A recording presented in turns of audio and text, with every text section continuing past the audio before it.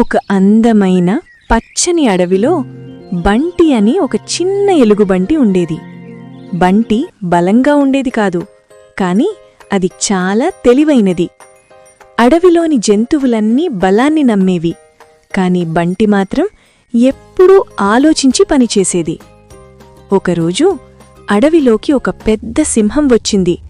దాని గర్జనతో మేకలు, కోతులు, పందులు అన్నీ భయపడి పరుగెత్తాయి.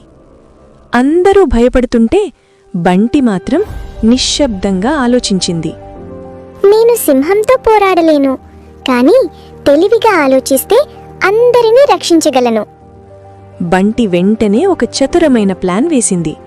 చెట్లు, పెద్ద గడ్డి, మట్టి గడ్డలను ఉపయోగించి సింహం దారి తప్పేలా ఒక తెలివైన మార్గాన్ని తయారుచేసింది. ఆ మార్గంలోకి సింహం వెళ్లగానే అది గందరగోళంలో పడిపోయింది. ఎక్కడికి వెళ్లాలో తెలియక చాలా అలసిపోయింది. ఈలోగా బంటి చిన్న జంతువులన్నిటినీ చెట్ల వెనుక, గుహలలో సురక్షితంగా దాచింది. కొంతసేపటికి సింహం అలసిపోయి అడవిని విడిచి వెళ్ళిపోయింది. అన్ని జంతువులు ఆనందంగా బయటకు వచ్చాయి. అందరూ బంటి దగ్గరకు వచ్చి చెప్పారు, నీవు బలంగా కాకపోయినా నీ తెలివితో మమ్మల్ని రక్షించావు బంటి. ఆ రోజునుంచి బంటి అడవిలో తెలివికి ప్రతీకగా మారింది. పిల్లలు, గుర్తుపెట్టుకోండి, బలం కన్నా తెలివి గొప్పది.